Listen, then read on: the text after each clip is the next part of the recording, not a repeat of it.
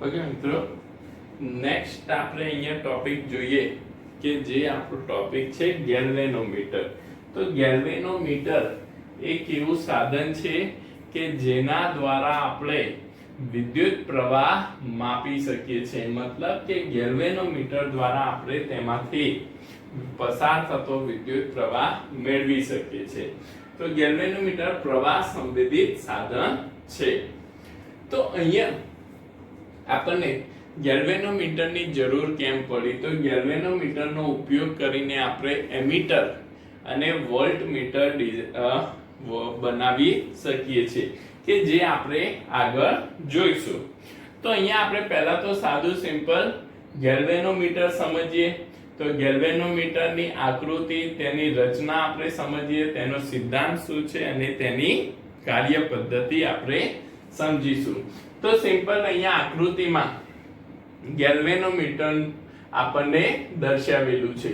તો આ જે ગેલ્વેનોમીટર છે એની આજુબાજુ ગેલ્વેનોમીટરમાં બે પ્રબળ ચુંબકો છે. એ બે પ્રબળ ચુંબક વચ્ચે એક નરમ કોઇલ અહીંયા મૂકેલી છે અને એ કોઇલ સાથે એક દર્શક કાંટો જોડેલો છે કે જે આપણને પ્રવાહનું મૂલ્ય દર્શાવે છે.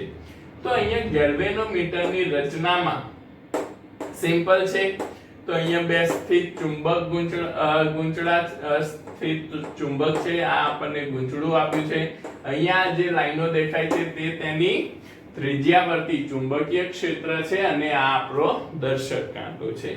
તો ગેલ્વેનોમીટરની રચનામાં પ્રબળ લોહ ચુંબકના બે અંતર્ગોળ અને નળાકાર ધ્રુવો વચ્ચે હલકી લંબચોરસ, આ જે દેખાય છે તે લંબચોરસ ફ્રેમ પર તાંબાના પાતળા તાર વીંટાળીને બનાવેલા લંબચોરસ ગૂંચળાને ઘર્ષણ રહિત આધારો પર ભ્રમણ કરી શકે તેમ ગોઠવેલ છે. તો અહીંયા આપણે એક લંબચોરસ ફ્રેમને જે તાંબાના તારની બનેલી છે તેને ઘર્ષણ રહિત ભ્રમણ કરી શકે તેવા આધાર પર ગોઠવેલ છે, જેથી તેની અંદર પ્રવાહ પસાર થાય તો એ ઈઝીલી ભ્રમણ કરી શકે. તો સિમ્પલ અહીંયા આપણને આ એની રચના આપેલી છે કે ગેલ્વેનોમીટર કેવું હોય છે. બીજું આપણે જે જોઈએ તો એનો સિદ્ધાંત. તો ગેલ્વેનોમીટર કયા સિદ્ધાંત ઉપર કામ કરે છે? તો ગેલ્વેનોમીટર છે એ સમાન ચુંબકીય ક્ષેત્રમાં વિદ્યુત પ્રવાહ ધારિત ગૂંચળાને લટકાવતા તેના પર ટોર્ક લાગે છે. મતલબ કે અહીંયા આપણે જોયું તો સમાન ચુંબકીય ક્ષેત્રમાં આ જે વિદ્યુત પ્રવાહ ધારિત ગૂંચળું છે તેને રાખતા કે લટકાવતા તેના પર શું લાગે છે? ટોર્ક લાગે છે. ટોર્ક લાગે એટલે શું થાય છે? ભ્રમણ કરે છે. પરિણામે તેનું કોણાવર્તન થાય છે અને એ ટોર્કના કારણે તેનું ભ્રમણ થાય છે. મતલબ કે કોણાવર્તન થાય છે. તો અહીંયા સિમ્પલ એનો સિદ્ધાંત છે. હવે આપણે એની કાર્ય પદ્ધતિ સમજીએ. તો ગેલ્વેનોમીટરમાં સિમ્પલી ગેલ્વેનોમીટરના ગૂંચળામાં I પ્રવાહ, જે આપણને કોઇલ દર્શાવી છે, એ કોઇલમાં I પ્રવાહ પસાર કરતા તેમાં ઉદ્ભવતું ટોર્ક આપણે આગળ જોઈ ગયા કે જ્યારે કોઇલમાં કે ગૂંચળામાં વિદ્યુત પ્રવાહ પસાર કરવામાં આવે ત્યારે તેની અંદર ટોર્ક ઉદ્ભવે છે અને એ જે ટોર્ક છે એ કેવું મળશે? તો એ ટોર્ક બરાબર B ના sin થીટા. શું યાદ રાખીશું? B I N A sin theta. B ચુંબકીય ક્ષેત્ર, I ગૂંચળામાં પ્રવાહ, N ગૂંચળાના આંટાની સંખ્યા અને A ગૂંચળાનું આડછેદનું ક્ષેત્રફળ છે અને થીટા.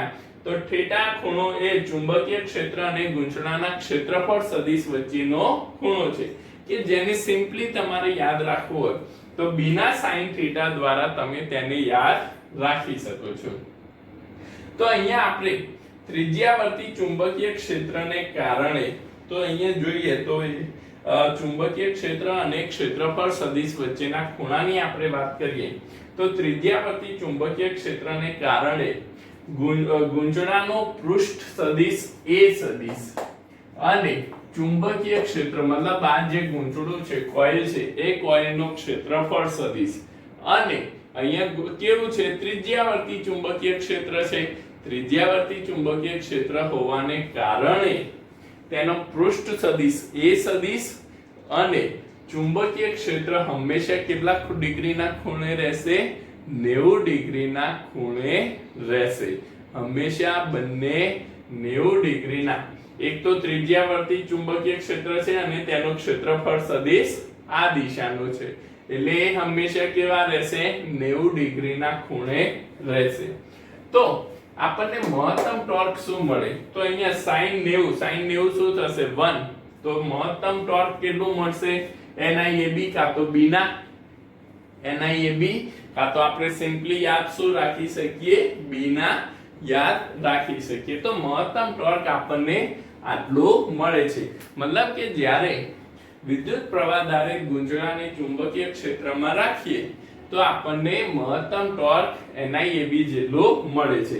હવે જ્યારે આ ટોર્ક ઉત્પન્ન થાય, આ ટોર્કના કારણે જે ગૂંચળું છે એ ગૂંચળું શું થશે? કોણાવર્તન અનુભવે છે. તેના સિદ્ધાંત પ્રમાણે તેની ઉપર ટોર્ક લાગે છે અને ટોર્ક લાગવાના કારણે તેનું શું થાય છે? કોણાવર્તન થાય છે. અને તેના કારણે સ્પ્રિંગ SP માં અહીંયા જે આપણને ગેલ્વેનોમીટરની સ્પ્રિંગ આપી છે તે સ્પ્રિંગમાં 5 જેટલા વળ ચડે છે. આપણને ખ્યાલ, સ્પ્રિંગને તમે ગોળ આમ ફેરવો તો શું થશે?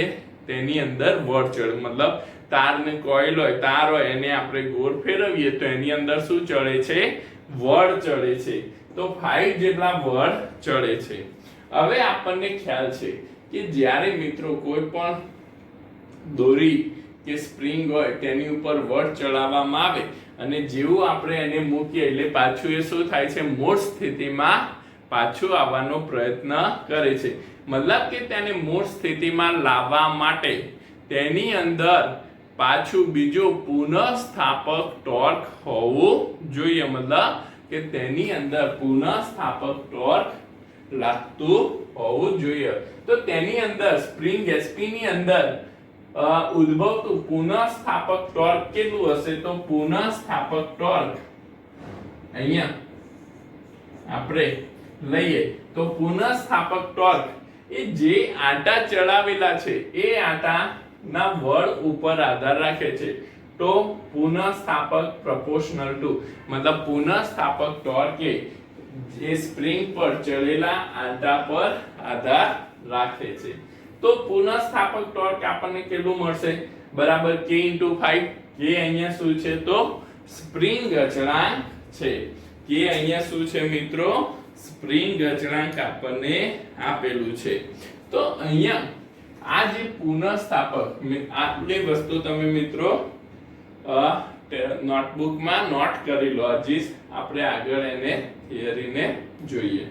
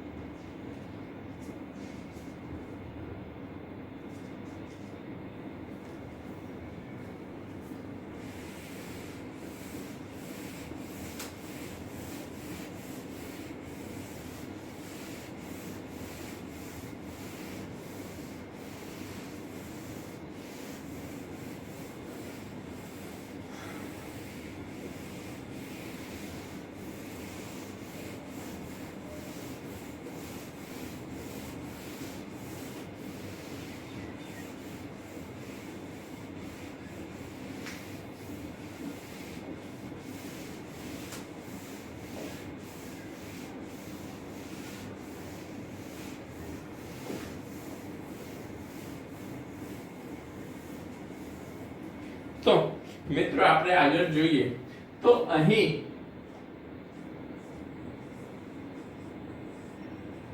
ઉદ્ભવતું પુનઃસ્થાપક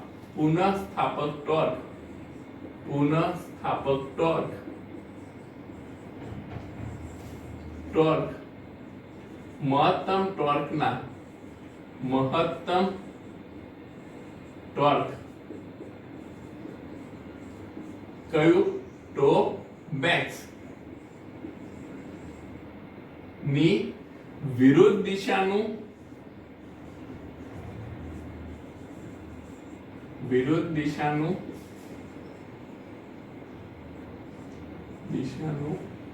અને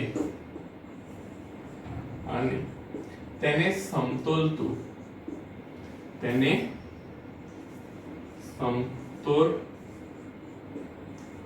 લે છે જેથી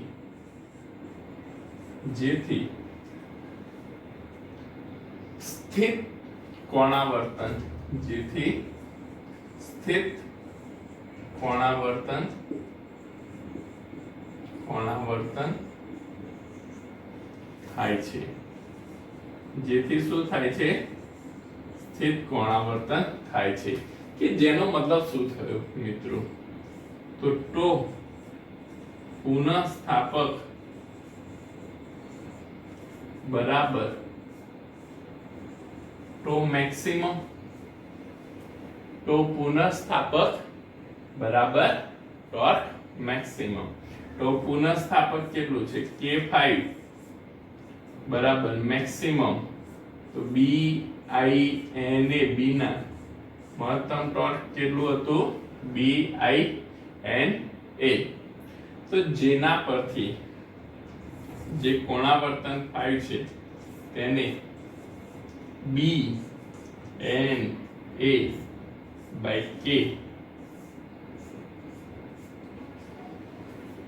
into I દ્વારા દર્શાવી શકીએ તો અહીંયા તમે જુઓ મિત્રો તો મેં BNA/K ને કૌંસમાં દર્શાવ્યા છે કેમ તો અહીંયા ચુંબકીય ક્ષેત્ર તો અહીંયા આપણે પ્રબળ ચુંબકો લીધેલા છે મતલબ કે ચુંબકીય ક્ષેત્ર કેવું છે અચળ છે આંટાની સંખ્યા અચળ છે ગૂંચળાનું ક્ષેત્રફળ તે પણ અચળ છે અને જે તેનો સ્પ્રિંગ અચળાંક છે એ પણ કેવો છે અચળ છે તો અહીંયા બદલાય છે શું તો ગૂંચળામાંથી પસાર થતો પ્રવાહ બદલાશે તે પ્રમાણે તેનું કોણાવર્તન જે થાય છે એ કોણાવર્તન પણ બદલાય છે આ બધી વસ્તુઓ તો શું છે અચળ છે મતલબ કે જેના પરથી આપણે કહી શકીએ કે જે એનું કોણાવર્તન છે કે જેના બળ છે એ તેના પ્રવાહના સમપ્રમાણમાં આપણને મળે છે એ એના પ્રવાહના કેવું મળે છે સમપ્રમાણમાં મળે છે તમારે મિત્રો આ સમીકરણ ધ્યાનમાં રાખવાનું છે તો આ થઈ આપણે વાત ગેલ્વેનોમીટરની ઓકે તો ગેલ્વેનોમીટર પરથી હવે આપણે થોડી વાત કરીએ એમીટર અને વોલ્ટમીટરની તો અહીંયા પ્રથમ આપણે વાત કરીશું એમીટરની તો એમીટર શું છે કા તો ઘણીવાર આપણને એમ પૂછાય કે ગેલ્વેનોમીટરને સીધો પ્રવાહ માપવા માટે નડતી મુશ્કેલીઓ જણાવો ગેલ્વેનોમીટરને સીધો પ્રવાહ માપવા માટે નડતી મુશ્કેલીઓ જણાવો તો એ વસ્તુ આપણે અહીંયા પહેલા જોઈએ તો ગેલ્વેનોમીટર છે એ ગેલ્વેનોમીટર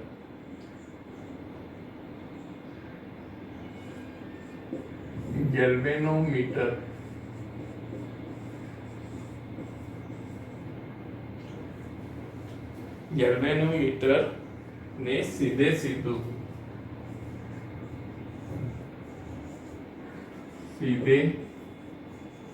સીધું પ્રવાહ માપવા નડતી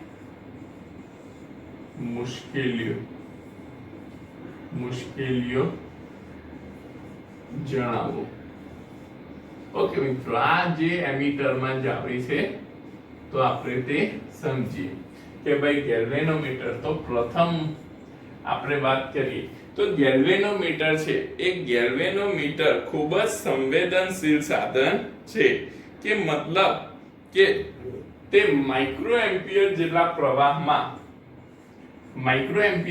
પ્રવાહમાં પણ એ પૂર્ણ કોણાવર્તન દર્શાવે છે. પ્રવાહ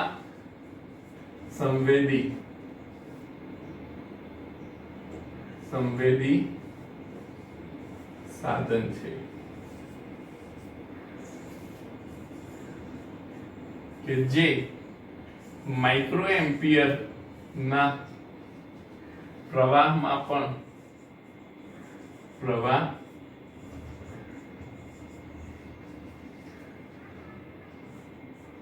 માટે પણ પૂર્ણ કોણાવર્તન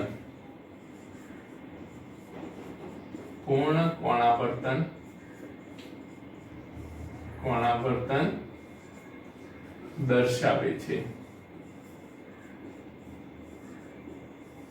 જેથી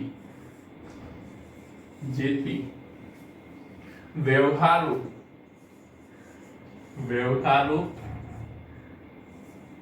પ્રવાહ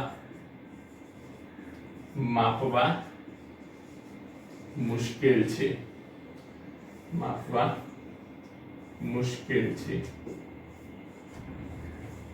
કે વ્યવહારુ પ્રવાહ આપણે માપી શકતા નથી. બીજું કે વિદ્યુત પ્રવાહ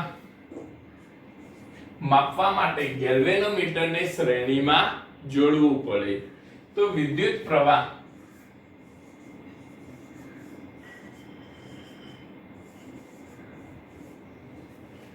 માપવા ગેલ્વેનોમીટર કારણ કે પ્રવાહ ક્યાં મપાય? શ્રેણીમાં. હંમેશા પરિપથમાં પ્રવાહ શ્રેણીમાં મપાય. તો વિદ્યુત પ્રવાહ માપવા ગેલ્વેનોમીટરને શ્રેણીમાં જોડવું પડે. હવે જો આપણે તેને શ્રેણીમાં જોડવું પડે તો ગેલ્વેનોમીટરનો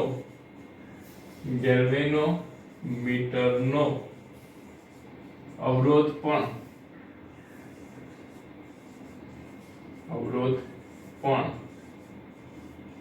શ્રેણીમાં કુલ અવરોધ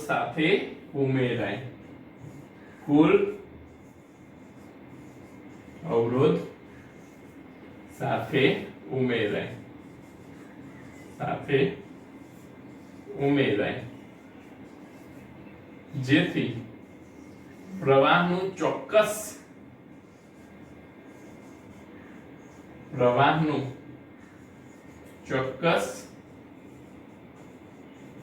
મૂલ્ય ન મળે. જેથી આપણે પ્રવાહનું ચોક્કસ મૂલ્ય ન મેળવી શકીએ. તો આ જે બે છે એ બે ગેલ્વેનોમીટર ને આપણે સીધો પ્રવાહ માપવા માટે ઉપયોગમાં ના લઈ શકીએ તે માટેની મુશ્કેલીઓ છે. તો તેના પરથી આ મુશ્કેલીઓ હોવાના કારણે આપણે શેનો ઉપયોગ કરીએ છીએ? તો આ બે મુશ્કેલીઓના નિવારણ માટે આપણે એમીટર પરિપથનો નિર્માણ કર્યું. તો એના માટે આપણે શું કર્યું? તો એમીટર પરિપથનું નિર્માણ કર્યું. આ એમીટરમાં છે. તો હવે આપણે જોઈએ એમીટર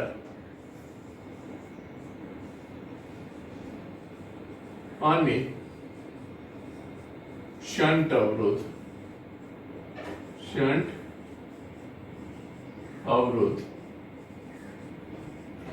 એમીટર અને શન્ટ અવરોધ. તો સિમ્પલ આપણે એમીટરનો અહીંયા પરિપથ બનાવું તો તેના શન્ટ અવરોધ સાથેનો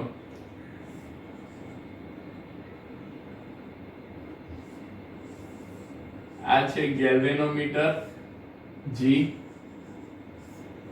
જેની આગળ આપણે પ્રવાહ માપવો છે તે અવરોધ, જેને આર ઓફ જી લઈ લઈએ, અને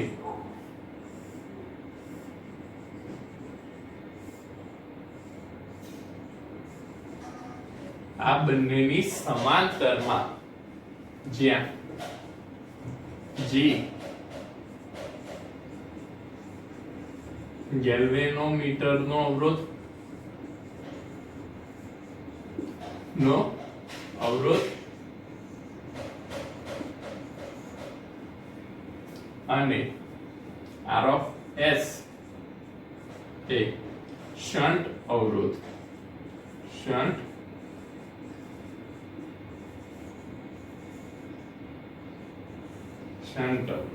એ શું છે? શન્ટ અવરોધ છે. અહીંથી દાખલ થતો પ્રવાહ આપણે I લઈએ તો ગેલ્વેનોમીટરમાં દાખલ થતો પ્રવાહ કેટલો થશે? I of G, જે આપણે I of G વડે દર્શાવીએ છીએ, કેપિટલ G. તો અહીંયા I જેટલો પ્રવાહ દાખલ થાય છે, I of G હોય તો આ કેટલો થાય? I minus I of G, I minus I of G. તો અહીં આપણે આ જે શન્ટ અવરોધ છે એ શન્ટ અવરોધ જોડવાનું કારણ શું?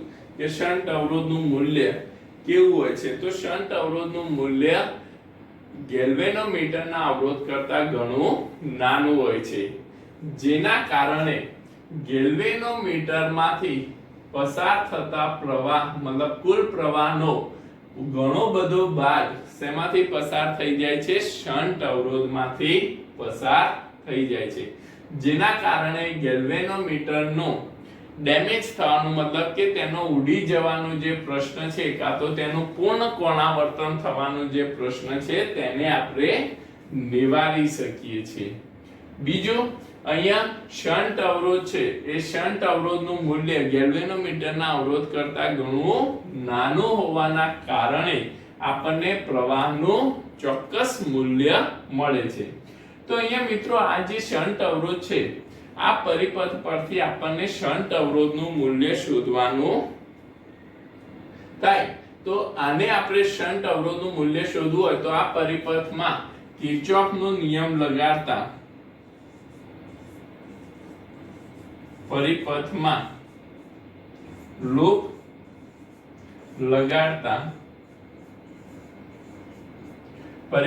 લૂપ લગાડીએ તો શું થશે?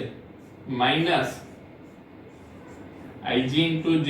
આ દિશામાં આપણે ફરીએ તો Ig into G minus Ig into Rg. અહીંથી આપણે આમ આવીએ તો અહીંયા તો પ્રવાહની વિરુદ્ધ દિશામાં એટલે પ્લસ કૌંસમાં I minus Ig into shunt અવરોધ Rs બરાબર 0 થશે. તો અહીંયા મિત્રો આપણે R of S આપણે મેળવવું હોય, આને આપણે પેલી બાજુ લઈ લઈએ તો આ બંનેને બરાબરની પેલી બાજુ લઈ જતા આપણને શું મળશે? તો કૌંસમાં I minus Ig into R of S, અને આ બંનેમાંથી Ig કોમન લઈ લઈએ તો Ig into G plus Rg મળશે. Ig into G plus Rg.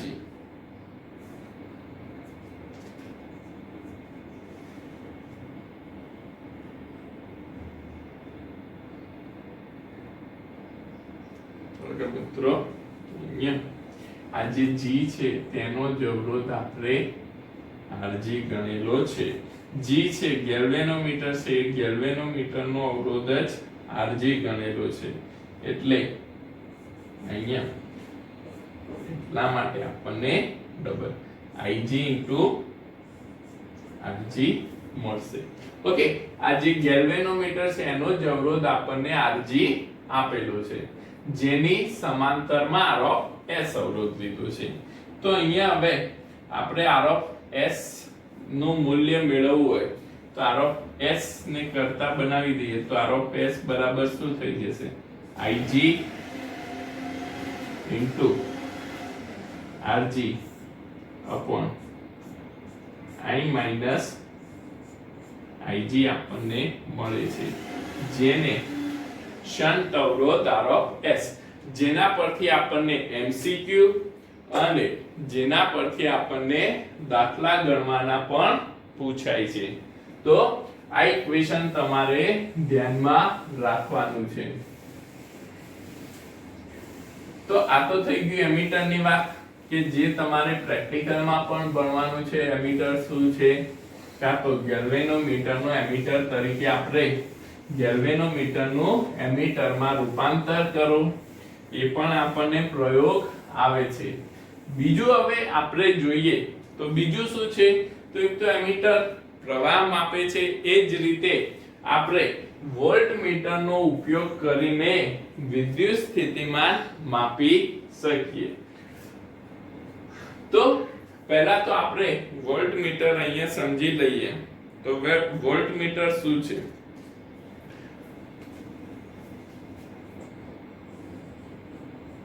Voltmeter અને શ્રેણી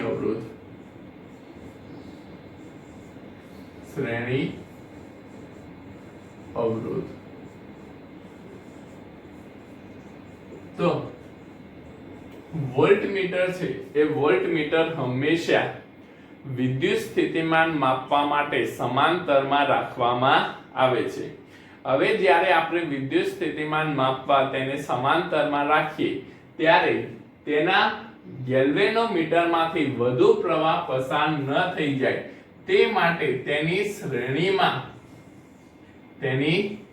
શ્રેણીમાં એક શ્રેણી અવરોધ જોડવામાં આવે છે. R of G ગેલ્વેનોમીટરનો અવરોધ અને R કે જે શ્રેણી અવરોધ છે, કે જે આપણને તેનો શ્રેણી અવરોધ આપેલું છે. R નું મૂલ્ય છે એ મિત્રો અહીંયા જો તો R નું મૂલ્ય ઘણું મોટું છે, તો જેના કારણે ગેલ્વેનોમીટરમાંથી એકદમ વધુ પ્રવાહ પસાર થઈ શકતો નથી. હવે હંમેશા આપણે વિદ્યુત સ્થિતિમાન છે એ વિદ્યુત સ્થિતિમાન તો કેવું માપીએ છે? સમાંતરમાં. તો અહીંયા વિદ્યુત સ્થિતિમાન શું થશે? સમાંતરમાં આપણને V જેટલો વિદ્યુત સ્થિતિમાન મળે છે. તો અહીંયા loop લગાડતા V minus Ig into Rg minus Ig into R, કે જે આપણો શ્રેણી અવરોધ છે, બરાબર 0. બરાબર શું થશે? 0. તો V minus Ig into Rg minus Ig into R, કે જે બરાબર આપણો શ્રેણી અવરોધ છે, તો બરાબર 0 આપણે લઈ શકીએ. આ બંનેને પેલી બાજુ લઈ જઈએ તો અહીંયા આપણને Ig કોમન મળે, માઈનસ નું શું થશે? પ્લસ થઈ જશે. Rg પ્લસ R બરાબર શું થયું? V. R ને આપણે કરતા બનાવવો હોય તો Rg પ્લસ R. Ig શું થશે? આ બાજુ આવી જાય તો V ભાગ્યા Ig. તો શ્રેણી અવરોધ R મેળવવો હોય તો V ભાગ્યા Ig માઈનસ ગેલ્વેનોમીટરનો અવરોધ R of G આપણે ધ્યાનમાં લેવો પડે. તો R બરાબર શું થશે? V by Ig minus R of G. તો આ થયું એમીટર અને વોલ્ટમીટર અને તેના અવરોધ.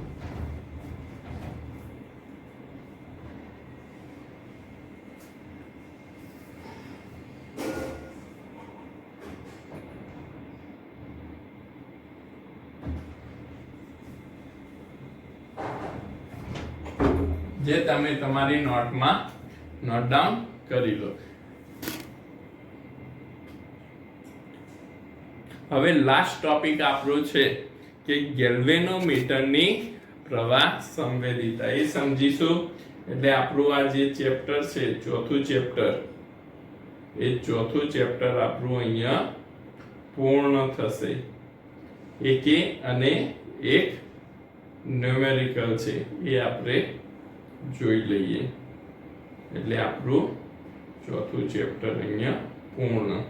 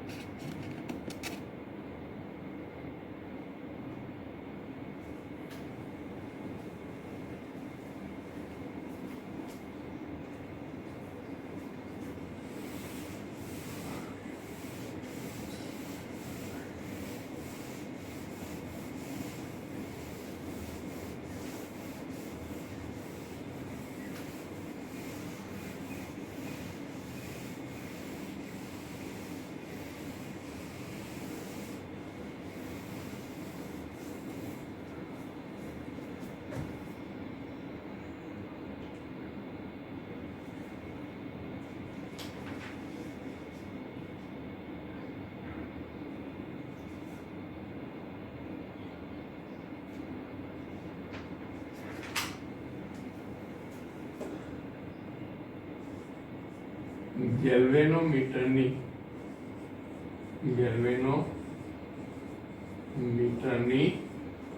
પ્રવાહ સંવેદિતા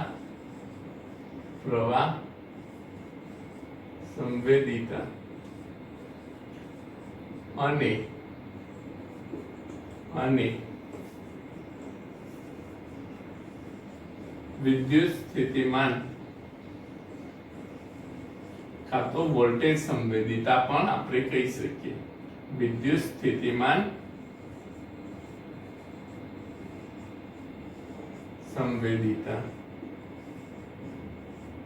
સંવેદિતા મતલબ સેન્સિટિવિટી. સંવેદિતા એટલે શું મિત્રો? સેન્સિટિવિટી. કે આ જે ગેલ્વેનોમીટર છે એ ગેલ્વેનોમીટર પ્રવાહ માટે કેટલું સંવેદિત મતલબ સેન્સિટિવ છે અને વોલ્ટેજ માટે કેટલું સેન્સિટિવ છે એ આપણે અહીંયા જોઈશું. તો ગેલ્વેનોમીટર માટે આપણને ખ્યાલ છે. ગેલ્વેનોમીટર માટે આપણને ખ્યાલ છે K5 બરાબર શું થશે? NIAB. K5 બરાબર શું થશે? NIAB. તો જેના પરથી આપણે 5/I લઈએ તો 5/I શું થશે? NAB/K. NAB/K. જેને અહીંયા શું કહેવામાં આવે છે? ગેલ્વેનોમીટરની પ્રવાહ સંવેદિતા કહેવામાં આવે છે. જે એકમ પ્રવાહ દીઠ, જેને આપણે કહેવું હોય તો એકમ પ્રવાહ દીઠ થતું કોણાવર્તન, તેને આપણે કહીએ છીએ ગેલ્વેનોમીટરની પ્રવાહ સંવેદિતા. ઘણી જગ્યાએ તેને SI દ્વારા પણ દર્શાવવામાં આવે છે. એકમ પ્રવાહ દીઠ થતું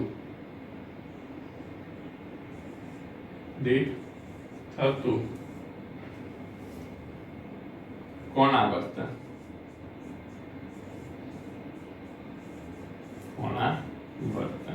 ઓકે મિત્રો, તો આ થયું એક પ્રવાહ સંવેદિતાનું સૂત્ર જે તમારે ધ્યાનમાં રાખવાનું છે.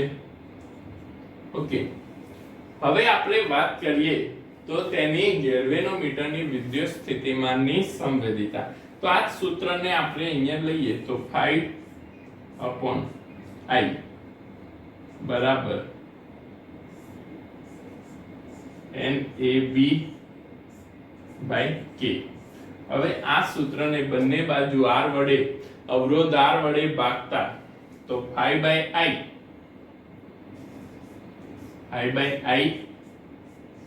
into R. મેં શું કર્યું? આને પણ R વડે ભાગ્યું તો આ બાજુ પણ R વડે શું કરવું પડે? NAB/K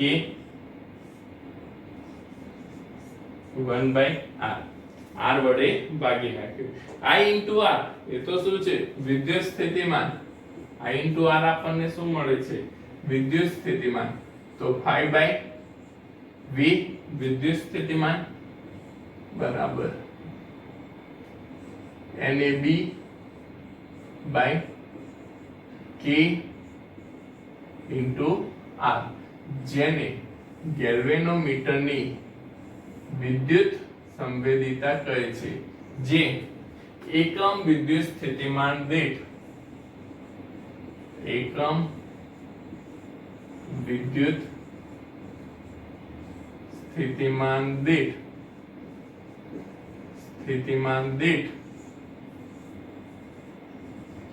કોણાવર્તન દીઠ થતું કોણાવર્તન દર્શાવે છે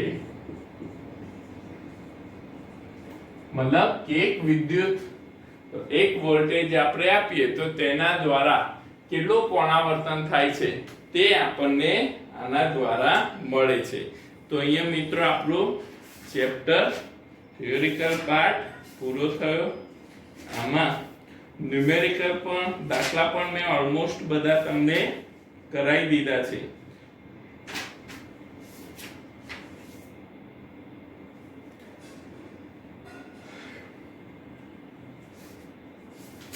એક ઉદાહરણ 4.13 છે તે અને સ્વાધ્યાયનો દાખલો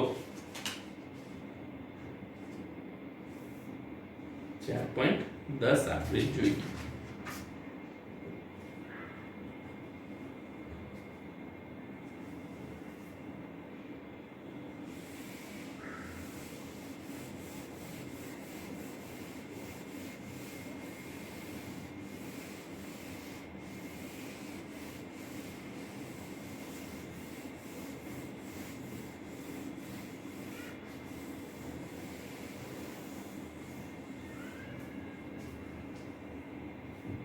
તો ઉદાહરણ 4.13 માં આપણને શું આપેલું છે આપેલ પરિપથનો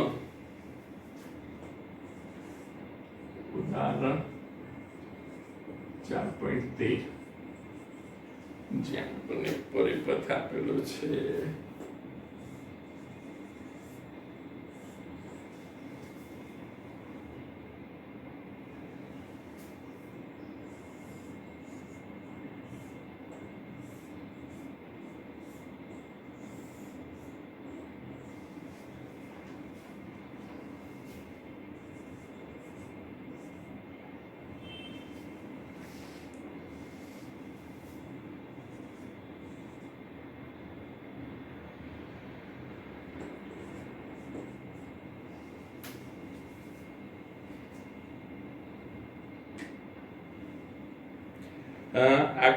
આપેલ પરિપથનો આકૃતિ અનુસાર વિદ્યુત પ્રવાહ માપવાનો છે જો દર્શાવેલ એમીટર એ R of G મતલબ ગેલ્વેનોમીટરનો અવરોધ આપણને 60 ઓહ્મ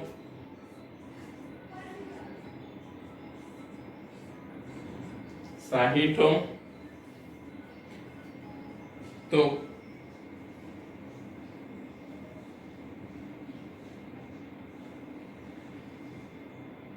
આપણે પ્રવાહ મેળવવાનો છે એમાં બી આપણને કીધું છે કે એમાં દર્શાવ્યા મુજબનું ગેલ્વેનોમીટર હોય પરંતુ શન્ટ અવરોધ R of S બરાબર 0.02 ઓહ્મ હોય ઓહ્મ વડે એમીટર રૂપાંતર કરેલું હોય ઓકે તો આપણે અહીંયા ઉદાહરણ 4.13 જોઈએ કે જેમાં આપણને એમાં પૂછ્યું છે કે પ્રવાહ શોધવાનો છે જ્યારે ગેલ્વેનોમીટરનો અવરોધ આપણને 60 ઓહ્મ આપેલો હોય તો અહીંયા ગેલ્વેનોમીટરનો અવરોધ 60 ઓહ્મ છે અને આ જે છે આપણને શ્રેણી અવરોધ આપેલો છે તે આપણને 3 ઓહ્મ છે તો પ્રવાહ I બરાબર વિદ્યુત સ્થિતિમાન V ભાગ્યા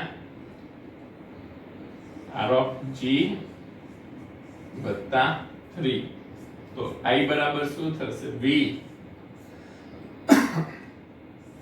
60 વત્તા 3 તો I બરાબર 3/60 તો એ આપણને મળશે 0.048 એમ્પિયર. I બરાબર 0.048 એમ્પિયર પ્રવાહ મળે.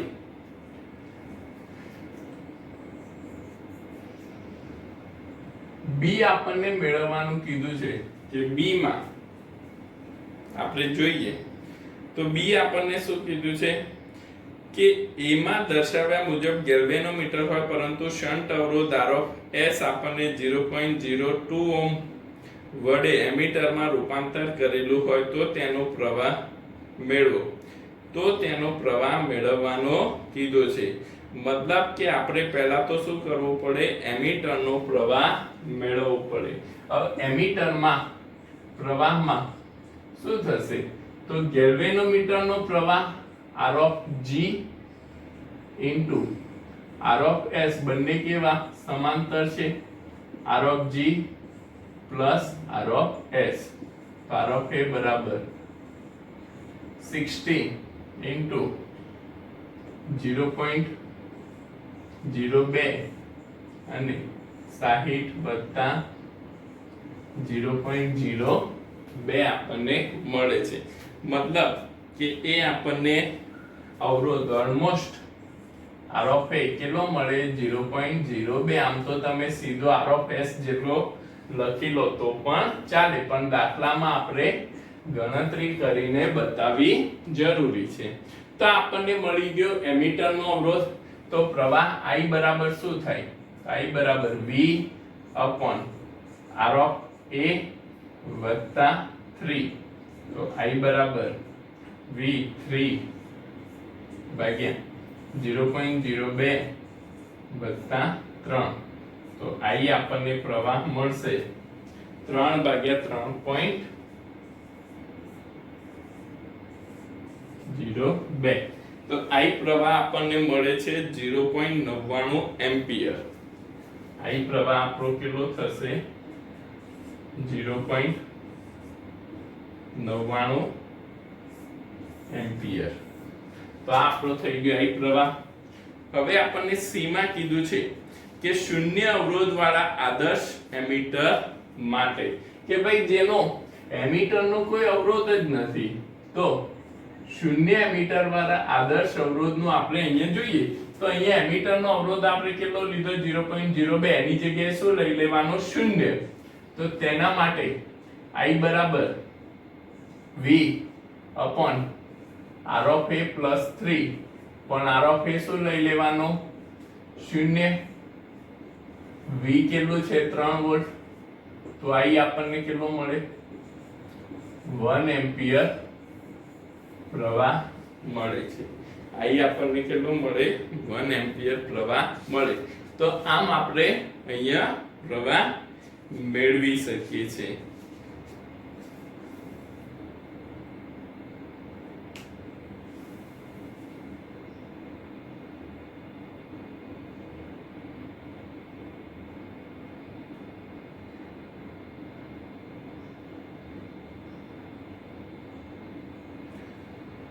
ઓકે મિત્રો, હવે સ્વાધ્યાયનો 4.10 નંબરનો જે દાખલો છે તેમાં આપણને બે ચલિત ગૂંચળા આપેલા છે M1 અને M2, અને તેના માટે R1 N1 A1 B1 R2 N2 A2 B2 આપણને આપેલું છે.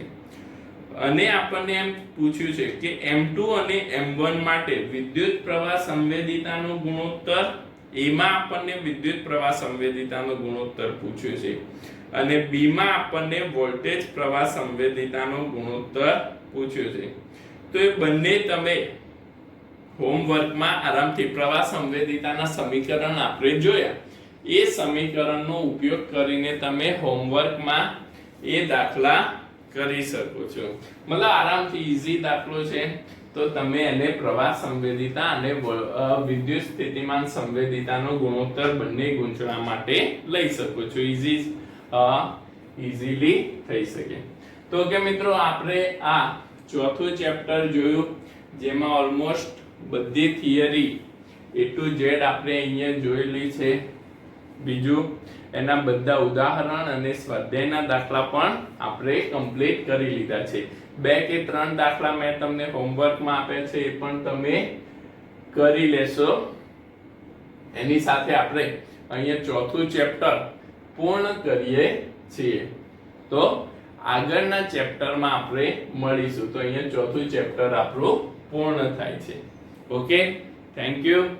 અને પ્રિપરેશન રીડિંગ સાથે સાથે પ્રિપરેશન અને રીડિંગ તમે કરતા રહેજો.